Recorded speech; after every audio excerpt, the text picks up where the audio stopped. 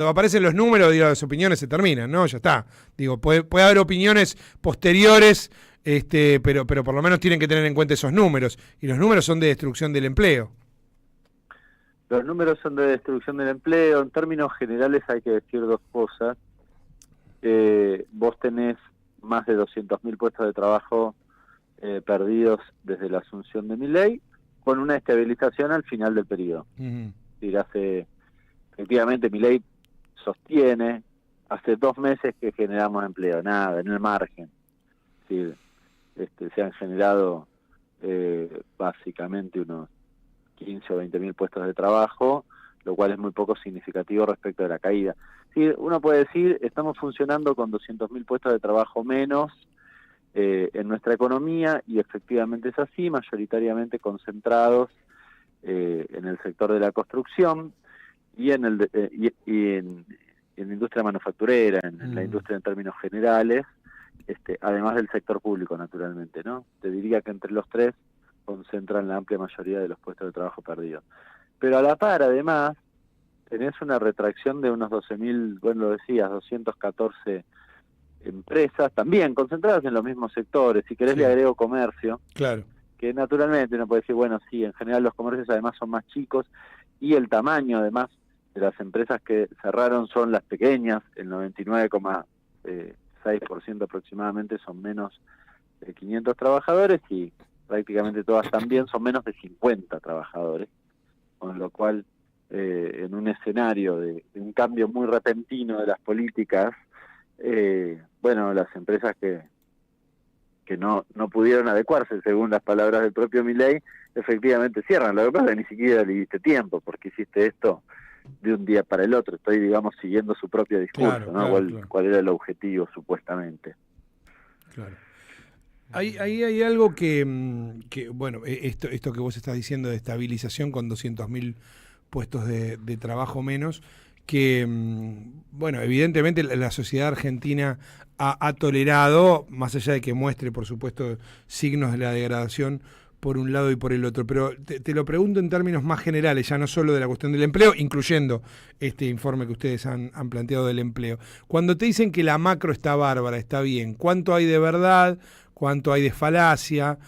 ¿Cómo se puede desagregar esa afirmación o en todo caso contrastarla de plano, no?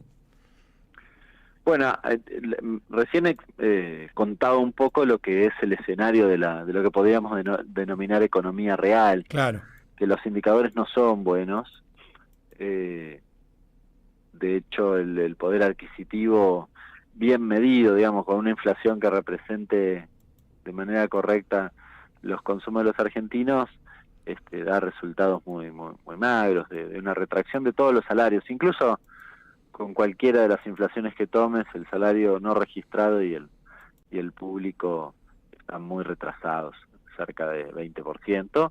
Y en el privado está este debate, porque cualquiera que sabe un poquitito de esto tiene claro que la medición del INDEC tiene un problema, no está mal medida. El problema es que no representa los consumos de los argentinos, por lo tanto no es representativa, diría, más que mal medida, no es representativa. Por lo tanto, cuando yo deflacto y me da, como dice Milei, no, volvimos a noviembre del año 23, y es falso, no es verdad. Básicamente porque los servicios aumentaron mucho más y están subponderados. Ahora, vos me preguntabas por la macro. Bueno, podríamos separarlo en la cuestión monetaria, si querés, cambiaria, y en términos financieros, en términos generales. Y yo ahí te diría, en términos monetarios quizás el gobierno puede mostrar algún resultado, porque efectivamente, acá hay algún debate, podemos hacer, pero efectivamente haber dejado de emitir hace que la base monetaria amplia, que es la que mira el gobierno, en principio, en términos reales, se haya reducido, y por lo tanto vos decís, bueno, tenés una economía en términos monetarios más ordenada respecto de lo que tenías anteriormente, que tenías muchos pesos en circulación, y eso efectivamente te podía tensionar sobre diferentes variables. Ahora, en los otros aspectos, en el fiscal Y en el aspecto cambiario, tenés muchos signos de interrogación. El cambiario, el más importante, porque es el eje de la cuestión.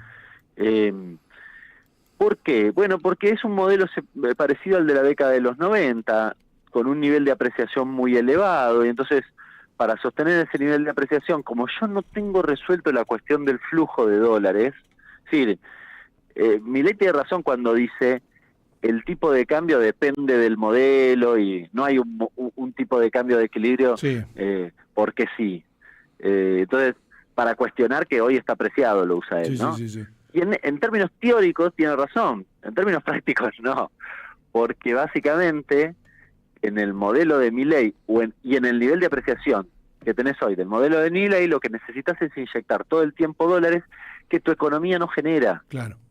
Es el problema, eso no está resuelto. Claro. Por eso me remito. Por eso tiene ese lío con el campo, digo, en este momento.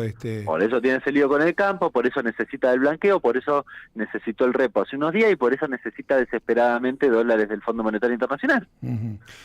Porque si no los tiene, la cosa no funciona. Claro.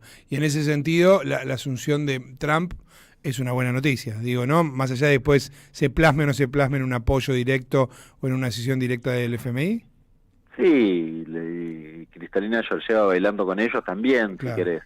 Yo creo que Milei ha hecho todo lo que hubiese soñado en su vida el Fondo Monetario Internacional, con lo cual es difícil decirles que no. Claro. La discusión en realidad no es decirles que no, es decirles si levantan el cepo o devalúan para darles la plata.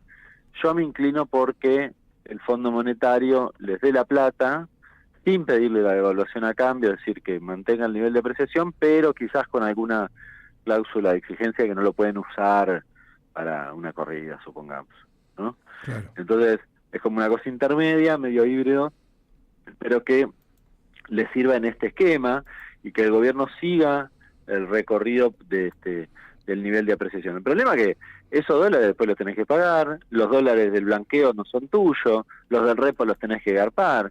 ¿Y con qué dólares los vamos a garpar? Claro. Porque no te entran los dólares, pues está tan apreciado que no te entran los dólares.